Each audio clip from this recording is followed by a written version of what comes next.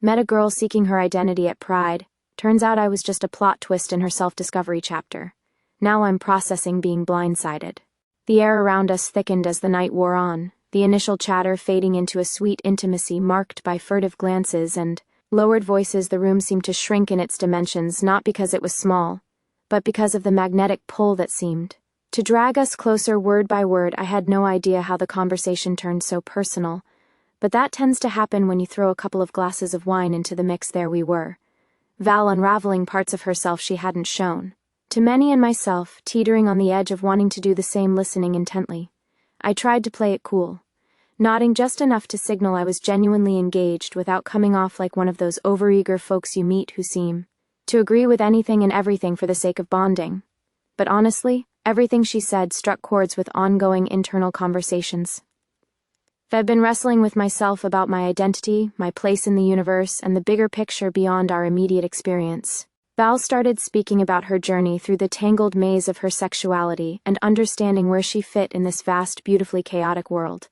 And I realized how rare it was to find someone openly questioning, someone pondering the same existential puzzles that sometimes kept me up at night. It was like finding a co-traveler suddenly on the same uncertain path, and there we were, share this makeshift safe space where vulnerabilities didn't feel like landmines, but stepping stones towards something greater. As we shared, the wine did its job expertly, unraveling the remaining barriers between us until those boundaries melted away.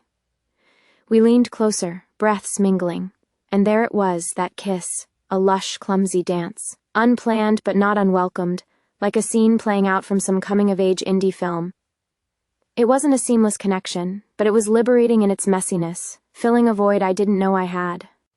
The room, or maybe the world, felt smaller then, centered only on us, this bubble of raw honesty and yearning, our own little sanctuary with nothing and no one intruding. As we kissed, the clamor of life softened, and what remained was that stark, visceral human warmth I hadn't felt in what seemed like forever. It wasn't about projecting into the future or trying to label the moment with permanence. It was about now, the purity of being here, alive and present, navigating uncharted waters and finding solace in it all. After Val told me softly this was her way of exploring, hinting at the complexity and transient nature of our interaction.